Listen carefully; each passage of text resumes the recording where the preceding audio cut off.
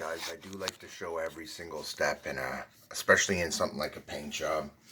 So what I'm going to do is show you that I'm getting a little low on the juice here. So I'm going to bring you guys more midships.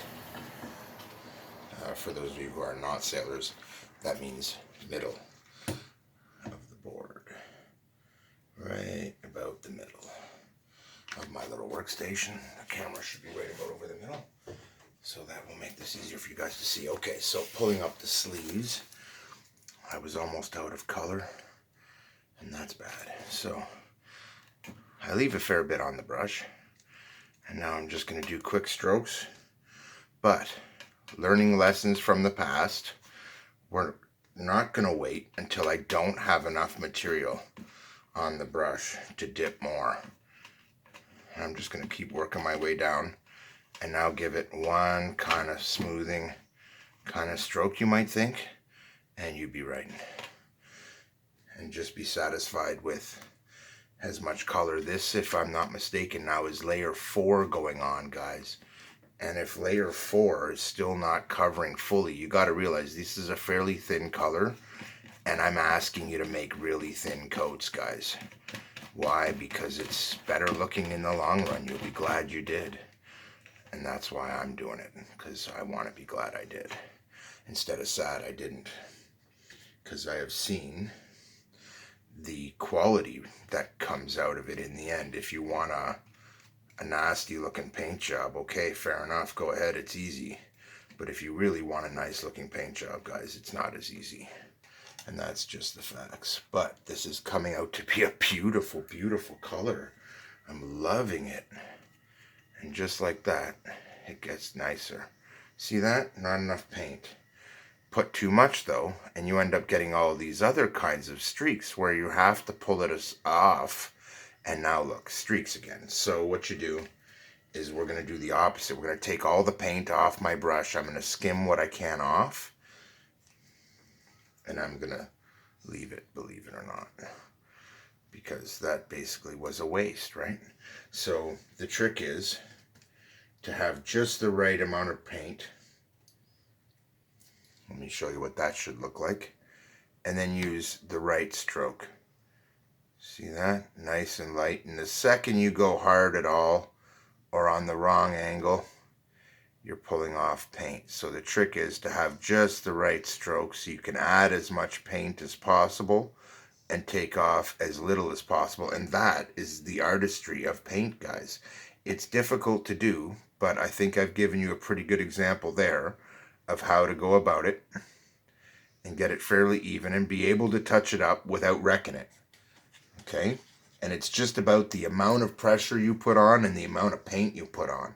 So, because I'm not going to rush this, I'm going to stop, I'm going to pause, I'm going to come back, and I will show you what is going to be the 5th coat. Keep in mind, we still haven't touched the other side, and I'm already looking at an hour of paint time just to put on this layer.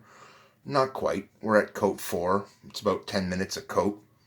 We're looking at about 40 minutes. But by the time I'm done, we will be at 6 layers, and that's this side, 5 at least, and that's next layer, and I'm thinking I'm going to need one more after that. Then I will go for the other side, and then I have to paint it until it matches. So it's going to need the same amount of coats pretty much. So I'm going to cut out now. I'm going to pause. I'm going to go roll myself a spliff, sit down, watch a movie for 10 minutes, come back to this and do the rest.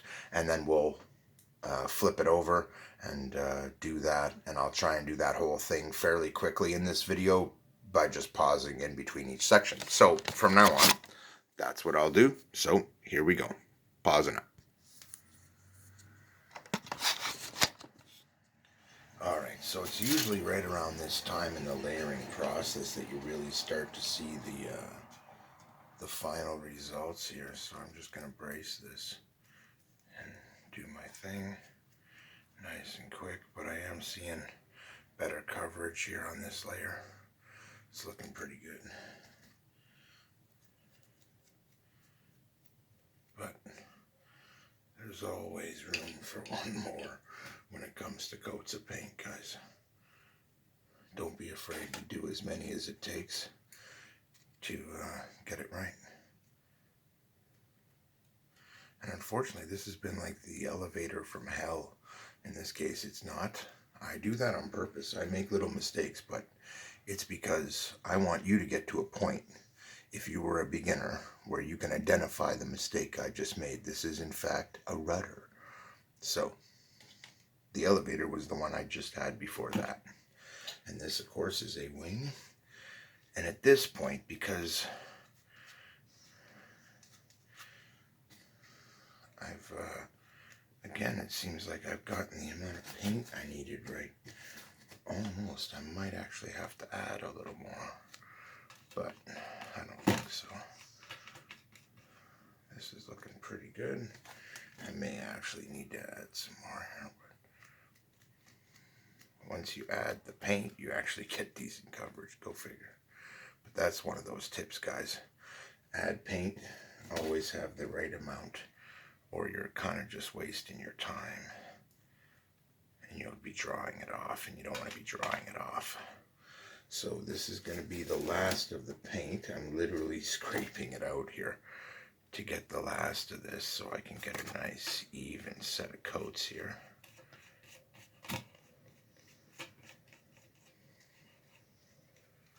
Alright, so again, using my really light technique to try and come along here with the part of the brush that's holding paint, and trying to touch up little spots is really, really hard to do, even if you're a good painter. So I recommend not trying to do that, and just trying to do this super light touch thing at the end, and try and see if you can get it looking pretty good. And when you're done, be done and be satisfied, and then go and do another layer later if you have to, rather than pulling off more paint. So I'm just going to check the edges. See, that one needs a touch. Put that down, check the edges here. Give this a little touch, give that a little touch, and leave it like that. Give my tips a little quick going over here. Alright, we're good to go. So I'm going to stop this. I am out of paint. This level is done. That was coat 5, guys, and I was right. I'm going to need at least one more. But hey, this is really thin paint, and if you want to do it right, it takes time. In addition, you can start to see the contrast between what I'm going to add and the color that we are going to be putting on top. Will match that, so it'll be nice. Only this one will be a little darker. It'll be cool because this will show the contrast between the two colors, hopefully, and it'll be in a nice way. That being said, I'm not done yet. I still have other VGs that are going to go on this. This is just 2 of them. I did say there was going to be another type that'll be at the tips, and they will be. They're not there yet. They will be soon enough. Anyway, that's it for this one. I'll show you what's up in the next steps. This is going to be a cool little build. And I'm really starting to like the way that color looks. So I'm going to pause, and I'll be back to show you the next one. Okay guys, so while that dries, I'm going to show you what's up with the next VG set, which I was talking about in the last part of this video. And here it is. So check these out. This is off of a remote control, and it's got these little plastic bubbles. Only these are kind of nice. They hold their shape very well. I have a couple of red ones. I have a couple of white ones. I have some gray ones. And because I have a gray type of thing going on here, I'm going to take 2 of these. I'm going to trim them out. I could also take white for contrast, but in this case, I'm going to go for colors that match my aircraft. And I'm just going to pull 2 of these off of here and gently cut them out as perfectly and precisely as I can. Oh.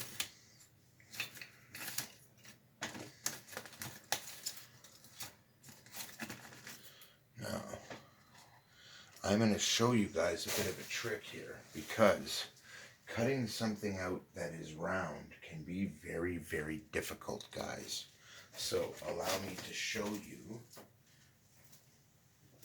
a trick I know. And basically all it means is what you do is you take your nail clippers and you snip them.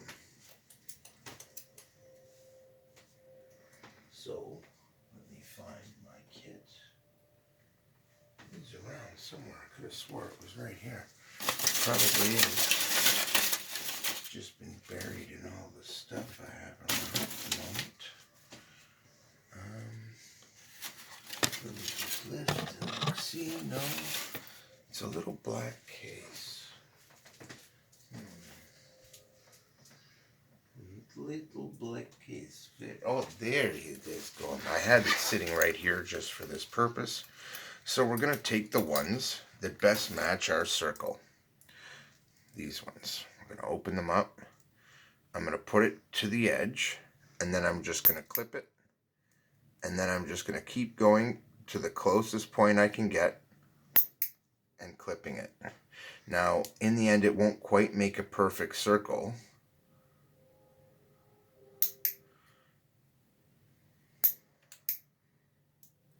But it will get me pretty close. And if you just kind of keep removing material, I'll show you what it looks like in a minute. You should be able to get this close enough to a circle for your liking just by continuing to do this. Get the arch of your clippers to match pretty much the arch of what you're looking at in the circle. Line that up and then give it a snip. Doesn't have to be perfect. There you go. So now that is ready, and that will actually get painted and put on the aircraft as a VG, believe it or not, because it stands up off the aircraft and it will slow the air down. But at the same time, it's a very efficient VG, and it's a stabilizing generator. It generates a stable flow of air, and that is a good thing over the wingtips. In fact, it's a very good thing, and this is where these round ones are going to be, is over the wingtips. Which is one of the reasons why I don't want them to be white. I'm going to have silver on my wingtips, and I want that emulated, so I've got these two roughly cut out. Now, I do have two others. Should one of those come out so poorly that I don't want to use it, I have another option here. And since I am that kind of guy, and one of them isn't perfect, I actually snipped off a little piece of it. So I'm going to show you one that's done by scissors. And to be honest, I have said before, I actually find scissors pretty easy to work with. So I'm going to show you the best way I know to do it by scissors. You just lead into it. Keep an eye on this bottom edge so you know where it is. Look at that. What a pain. And be prepared every once in a while to snip off. Otherwise, it gets very difficult to track the angles. So I'm just going to keep trimming. And then eventually what I'll do is I'll use the clippers, if for anything, to trim it so that I get nice round trims. But you can cut it round if you're really careful and you keep your hand spinning at the exact perfect RPM kind of thing. And that one is better than the last one. And now if I just come in here and trim it up, sorry, not better than the last one, technically better than the first one, because that one didn't look quite right. And you'll see why when I put the other one side by side with it. You see this one's missing a chunk here and a little chunk here. I didn't want that. I wanted it pretty round. So I'm going to use those two and put this one aside. So that's a good example of a vortex generator combined with these vortex generators here, which again, the air hits them, they're forced to go up and over, which slows down the airflow. That is what they are designed for. But because they are round and fairly smooth, it's a nice transition, and it's really good. One of those sets will be over the control surfaces and in line with the tail so that it has a maximum effect. They actually help to basically agitate the air before it hits the control surfaces. So now that all that is done, I'm going to put away my scissors. Now you may ask me why I don't use something like tweezers to hold on to very small pieces I would want to paint, and I will tell you that I have done that over many years of modeling, and I've learned not to do it, and mostly I've learned not to do it because it works terribly and you always get marks from these on your painting, and it just isn't worthwhile. So I don't recommend you do that. Here's another option for trimming. Got these little scissors. They've got a nice mild curve to them, and they're nice and sharp. You get a good little kit like this, they can help you a lot when it comes to doing modeling of any kind, and RC is no different. So I am going to cut out. I'm going to go pause this again, wait for it to dry, and then we will go on to the next step, and that will be the final coat of this. And then we'll flip it over and do the rest, and it will continue from there. I'm tempted just to end this one because I can't think of any more tips to show you in this part, and it'll just be me painting. So I'm just going to end, and I feel like this is good. You're seeing the way this really comes together. At the end, it starts to look really good, and up until then, it just doesn't. But the next paint batch will be the 6th, and it will look really nice when it's finished. And once that's finished, I'll flip it, do my 6 coats over the next hour or two, and then it'll be finished for this color. But this is not a single color paint job, so there's still more to come. Keith out.